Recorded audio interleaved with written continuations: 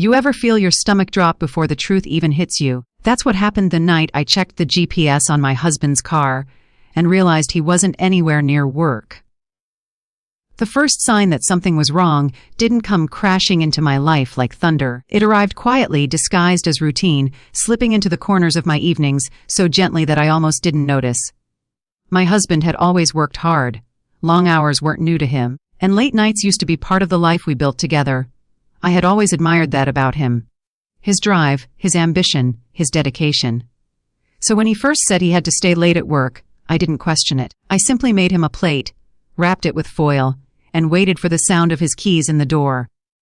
I trusted him not because I was not a V, but because I believed in the marriage we had promised each other. I believed that honesty was the core of what we shared. But slowly, something began to shift. It wasn't one moment. It was the accumulation of many small changes that built up like dust settling on forgotten shelves. The way he spoke started to change first. His excuses for staying late became strangely identical, as if he were reading from a script he had already rehearsed. The same tone, the same sigh, the same tired smile followed by the same line. It's just a busy week. At first, I sympathized. But after the 10th busy week, I began to wonder who exactly he was trying to convince. Then came the moments when I'd walk into a room and he'd quickly lock his phone or turn the screen away from me. It happened so fast, so smoothly, that he probably thought I didn't notice. But wives notice things long before they admit them to themselves. I brushed it off, telling myself that everyone deserves privacy. That maybe I was overthinking it. That I shouldn't search for storms in a place where there was supposed to be peace. Still, the unease settled deeper into my chest each time it happened. A quiet whisper that grew louder night after night. He started coming home smelling different too, not bad, not smoke or alcohol or anything suspicious on its own. But sometimes there was a faint trace of a perfume I didn't wear. When I asked him about it, he chuckled and said a coworker hugged him after a meeting. I believed him. Or at least, I forced myself to believe him because accepting the possibility of betrayal felt too painful. It was easier to swallow a lie than confront the fear taking root inside me. Even his patterns changed at home. He stopped sitting next to me on the couch. He held his phone tighter than he held my hand. He never met my eyes for long when I asked about his day. He'd talk in circles, giving long explanations that said absolutely nothing. But what hurt the most wasn't the lies. It was the distance. Invisible at first, then sharp, then painful. It felt like waking up next to a stranger who wore my husband's face, but none of his warmth. Nights became quieter. The bed felt bigger. I'd lie awake listening to the ticking of the clock, wondering why my heart felt heavier with each passing minute. I missed him, but he was right there. Sitting beside me at dinner, but far away. Sleeping next to me, but unreachable. Smiling, but not for me. Each night he left for work. I sat there with a knot in my stomach that I couldn't untangle. I told myself I was being dramatic, paranoid, insecure. I blamed myself before I ever questioned him. Sometimes he wouldn't get home until 2 or 3 in the morning. I'd leave his dinner cold on the counter, and he'd pretend not to see the disappointment in my eyes. He'd mumble something about deadlines, kiss my forehead, and collapse into bed with the exhaustion of a man who had spent his night somewhere far more comforting than an office cubicle. I tried so hard to justify it. I told myself that every marriage goes through phases, that stress changes people, that he just needed space. But deep down, I felt the fracture growing. The worst part was pretending everything was fine when it clearly wasn't. Smiling when friends asked how we were doing. Acting supportive when he brushed past me with barely a word. Cooking dinners for someone who didn't even bother texting to say he'd be late. Asking gentle questions and receiving vague answers that made me feel foolish for even asking. It was like loving someone whose heart was slowly slipping through your fingers no matter how tightly you tried to hold on. Yet even with all the signs, I hesitated to confront him. Because confronting him meant confronting the truth. And the truth has a way of destroying the world you've built in your head. I wasn't ready to lose that world. I wasn't ready to admit that the man I loved might be loving someone else. I held on to hope the way a drowning person clings to the last piece of driftwood, praying it would keep me afloat. But hope can blind you just as easily as lies can deceive you. Looking back now, I realize the betrayal didn't begin the night I discovered the truth. It began with those small shifts, the rehearsed excuses, the hidden phone, the fading affection. The betrayal began long before the moment I finally opened my eyes to see it fully. The night everything shifted wasn't supposed to be significant at all. It started like any ordinary evening. I cooked dinner, set the table, and waited for my husband to walk through the door like he always did. But when the clock hit 8, then 9, then almost 10, something inside me tightened. Not panic, not anger, just that quiet, unsettling awareness that women develop when something in their life is being hidden from them. He had texted me hours before saying he was working late again. That same familiar excuse. But this time, something felt different, heavier. I stared at his message for a long time, and my eyes kept drifting to the one thing he seemed to forget he had left in the car earlier that day. His key fob connected to the GPS app we both shared for emergencies. I don't know what compelled me to pick up my phone and check it. I wish I could say curiosity, or instinct, or logic. But if I'm honest, it felt like something deeper, something older, like my heart already knew the truth and was nudging me toward confirmation. So I opened the app with shaking hands, telling myself I just wanted peace of mind. Maybe he really was at the office. Maybe I would see the little red dot sitting right where it was supposed to be. Maybe I could breathe again. But the moment the map loaded, my breath caught in my throat. His car wasn't anywhere near his workplace. It was across town, parked in a neighborhood we never visited, in front of a house I had never seen. I stared at the screen, blinking, willing it to change. I zoomed in, zoomed out, refreshed the page over and over, hoping it was some kind of glitch. My mind spun with excuses for him because that's what spouses do. We try to justify the things that don't make sense. Maybe he was helping a coworker. Maybe he stopped for gas. Maybe he had a meeting. But the longer I stared at that little red dot, the harder it became to lie to myself. I felt my heartbeat pounding in my ears, loud enough to drown out every rational thought. My hands went cold and numb. My stomach twisted so tightly it hurt. It's one thing to suspect something is wrong. It's another to see the proof glowing on a screen in front of you. I kept thinking about the dinners I made that went uneaten, the lonely nights I spent waiting, the way he stopped reaching for my hand. And now, here he was, miles away from the place he said he'd be, parked outside a house that didn't belong to us. My first instinct wasn't anger, it was disbelief. The kind of disbelief that feels like your body is floating outside of itself, watching a version of your life fall apart. I whispered his name under my breath like that would somehow pull the truth toward me. Every memory of us flashed in fragments. Our wedding day, the early years when he used to surprise me with flowers, the nights we fell asleep holding hands.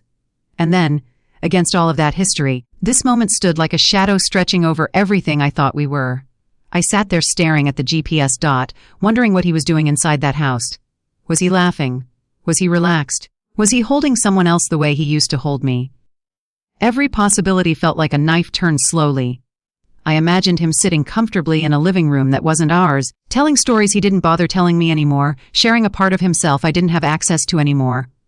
The more I imagined, the more I felt something inside me collapse. I checked the time. 10:33 p.m. He had been there for hours. Not minutes, not a quick errand. Hours. My thumb hovered over the call button, but I couldn't bring myself to press it. I didn't want to hear another lie. I didn't want him to feed me the same tired line while I stared at evidence proving otherwise. So I put the phone down and just sat there in silence, listening to the ticking of our kitchen clock like it was mocking me. Eventually, I stood up and walked into our bedroom. The bed looked different now, like a place where half of the truth had been missing for a long time. I sat on the edge and ran my hand over his pillow, the same pillow he used for years. It still smelled like him. But suddenly, that scent didn't bring comfort. It brought the realization that I didn't really know where he belonged anymore. My phone buzzed around midnight. It was him, still working. Don't wait up. That was the message, simple, cold. Completely disconnected from the reality I was staring at. I felt something in me crack at that moment. Not loudly, but quietly, like the soft snap of a thread that had been holding too much weight. And I knew, deep in my bones, that the truth was bigger than a late-night lie. It was a truth that would change everything. When I finally gathered the courage to confront him, it wasn't a dramatic moment filled with shouting or slamming doors. It was quieter than that, almost painfully quiet, like the stillness before a storm. I had spent the entire night lying awake, staring at the ceiling, replaying every moment of our marriage in my mind.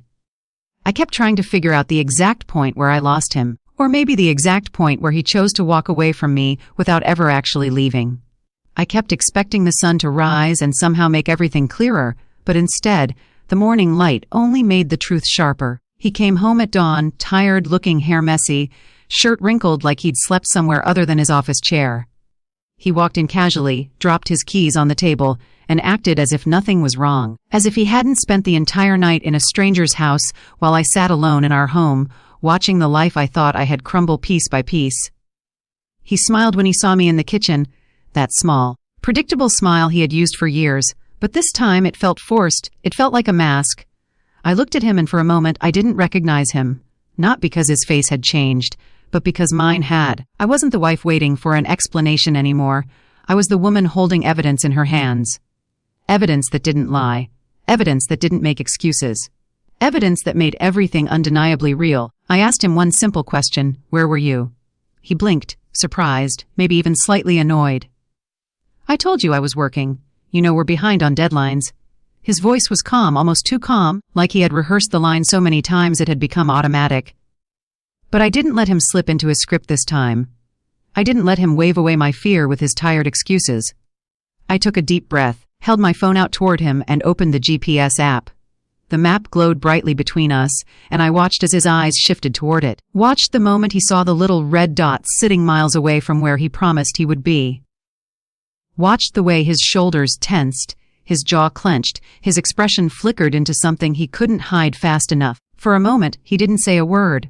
He just stared at the screen, and I could see the truth settling in his eyes like a heavy stone sinking into water. He knew he had been caught. He knew there was no lie he could throw at me now that wouldn't fall apart before it finished leaving his mouth. And yet, he tried. Because people like him always try. It must be a glitch, he muttered, avoiding my gaze. I shook my head. Don't insult me. My voice came out steadier than I expected, stronger. Firmer. I wasn't crying. I wasn't begging. I wasn't pleading for an explanation that would only hurt me more. I simply wanted honesty. For once, he ran a hand through his hair and sighed dramatically, as if he were the one being wronged. Why are you going through my GPS? Don't you trust me? The irony of that question cut deeper than anything else. He was asking me about trust while standing in front of me covered in lies. I looked at him, and for the first time, I saw the man he had become, not the man I married, not the man I built a life with, but the man he had slowly morphed into behind my back. Cold, detached, defensive, someone who didn't respect me enough to even lie convincingly. I told him what I saw the night before. The house. The hours he spent there. The message he sent while standing in someone else's living room. And as the words left my mouth, I felt something shift inside me. It wasn't anger anymore. It was clarity. Pure, painful, unfiltered clarity. He finally dropped the act. His shoulders slumped, and he didn't bother denying it anymore. Instead, he said the words I had feared and expected all at once. I needed space. Space. That's what he called it. Space. As if betrayal was just a form of emotional breathing room. As if cheating was something a man did to relieve pressure. As if the vows we made were optional depending on how stressed he felt. In that moment, everything inside me went quiet. Not numb, not frozen quiet. Like my heart had stopped fighting to understand someone who had already given up on us long before I realized the battle had started. I asked him who she was, but he refused to answer. I asked him how long it had been going on, and he shrugged. A shrug. That was the weight of our marriage to him. A shrug. The silence after that felt heavier than any scream. He walked past me, mumbling something about needing sleep, and disappeared into the bedroom as if he still had a place there. As if he hadn't just ripped through the foundations of our life with his bare hands. I stood there alone, holding my phone, staring at the map that had revealed everything. And I understood that the truth wasn't just that he cheated. The truth was that he didn't care if I knew. The truth was that I was living with someone who no longer saw me, loved me, respected me, or feared losing me. And that realization shattered something in me that I would never get back. After that morning, nothing in my house felt the same anymore. The walls seemed colder, the air felt heavier, and every room seemed to echo with the lies he had spoken so effortlessly. I tried to keep myself together, tried to breathe normally, tried to act like my world hadn't just been split open. But once the truth enters your home, it doesn't quietly sit in a corner. It spreads. It settles into the curtains, the floors, the pictures on the walls. It turns your entire life into a place you don't recognize. He slept for hours, like a man who had nothing on his conscience, while I sat in the living room, replaying every detail until my mind ached. I kept thinking about all the nights I waited for him, about the meals I cooked that went untouched, about the mornings I kissed him goodbye without realizing I was kissing a stranger. It suddenly felt humiliating. All the trust I had given him, all the sacrifices I made, all the ways I tried to keep our marriage strong. It felt like I had been pouring love into a cup with a hole at the bottom. When he finally walked into the room, he didn't look guilty, he looked annoyed.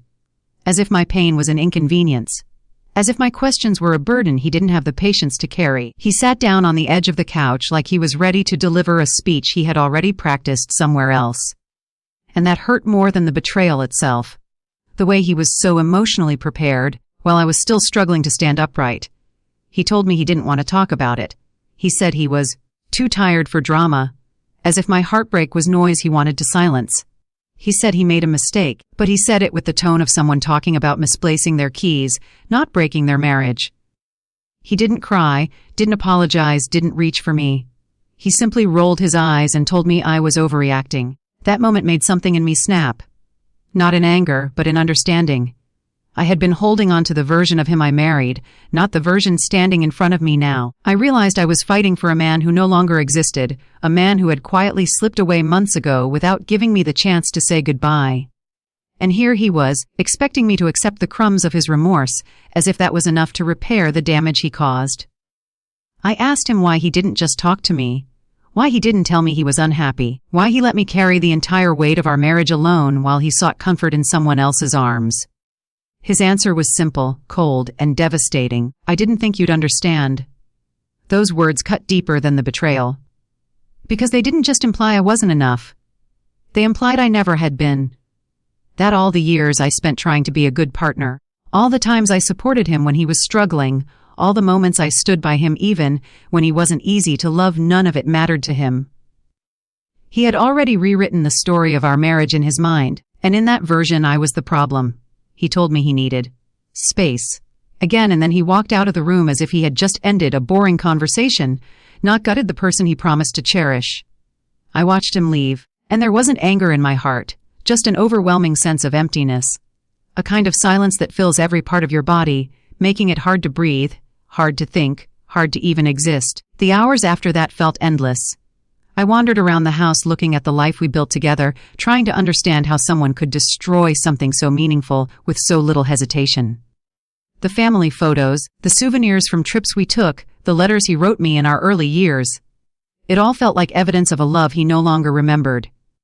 I touched the frame of one picture, the one where we were laughing so hard our eyes disappeared into the creases of our cheeks. I remember that day clearly. And standing there, I realized those memories hurt more than the betrayal, because memories stay loyal even when people don't. Later, when I heard his phone buzz on the table, I walked closer without touching it. I didn't need to see the name. I didn't need to read the messages. The truth was already sitting in the room with me. Loud, heavy, unavoidable. I stood there staring at the glowing screen, and instead of breaking down again, I felt something unexpected, strength. A small spark, a quiet shift in my chest. Because in that moment, I understood something clearly for the first time. I wasn't the reason he betrayed me. I wasn't lacking. I wasn't unworthy. I wasn't unlovable. His choices were a reflection of him, not me. And as painful as the truth was, I finally saw it. I had been holding on to a man who had already let go of me long before I realized it. And that realization changed everything inside me. Forever. In the days that followed, I found myself moving through the world like someone learning how to breathe all over again. Everything felt different. Even the simplest tasks, making tea, folding laundry, opening the curtains in the morning, felt heavy, like they belonged to a past version of me who no longer existed. Betrayal doesn't just hurt your heart, it rearranges your soul. It forces you to confront truths you never wanted to face, and it exposes how fragile trust really is. I wasn't just picking up the pieces of a broken marriage. I was picking up the pieces of myself. Every time I sat alone, I replayed the moment I discovered the truth, and every time it hit me with the same force. I kept wondering what I could have done differently. Was I too soft? Too trusting? Too patient? These questions became a storm in my mind, pushing me toward guilt even though I knew deep down the fault wasn't mine. But this is what betrayal does.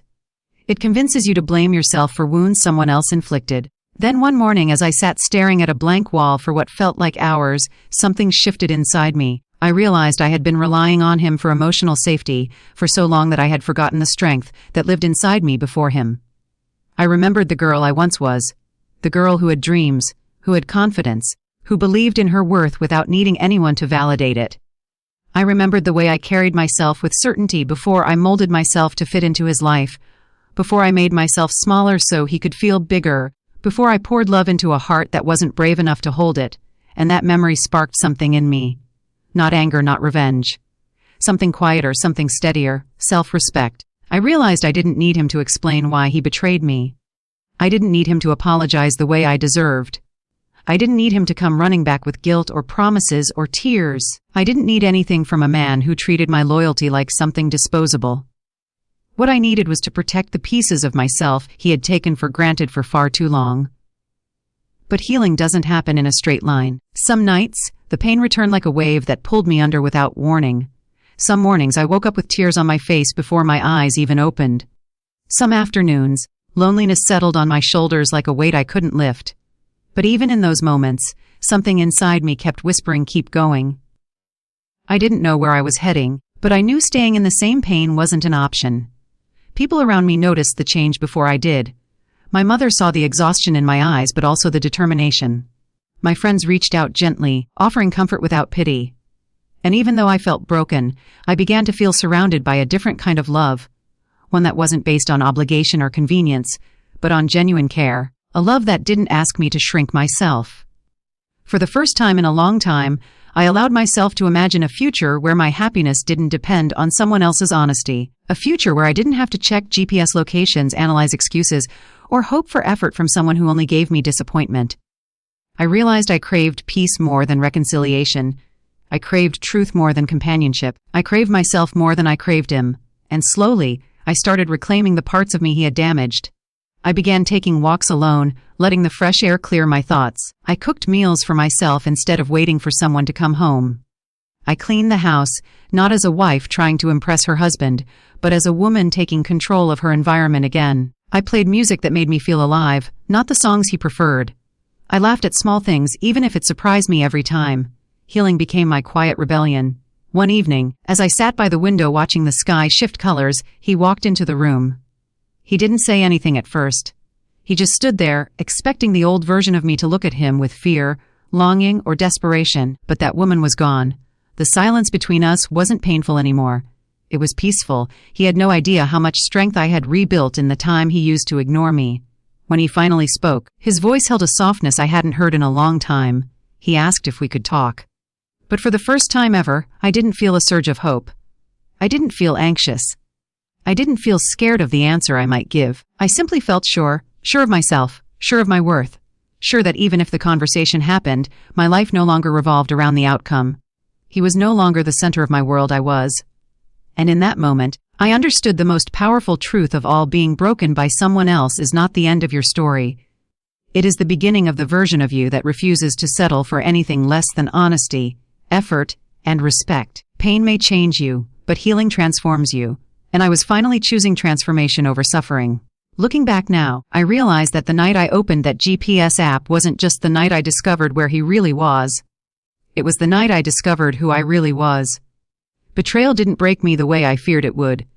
It woke me up. It forced me to see the truth I kept trying to ignore, the truth hiding behind excuses, late night, meetings, and a marriage held together by my hope alone. It pushed me to stop waiting for someone who was never going to show up for me in the way I showed up for him.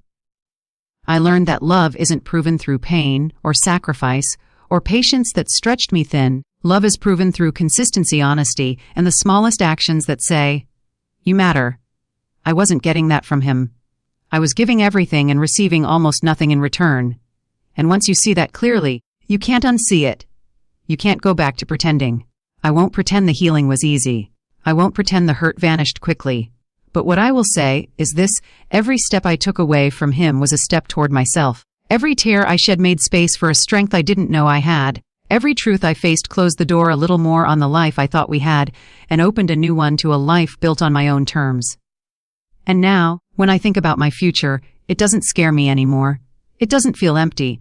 It feels wide open, full of possibilities that no longer depend on someone else's loyalty. I'm not afraid of being alone. I'm afraid of ever losing myself again inside a love that didn't value me. He made his choices, and now, finally, I'm making mine, not out of anger, not out of revenge, but out of the deepest self-respect I've ever felt. And that, the moment I chose myself, is where my real story begins.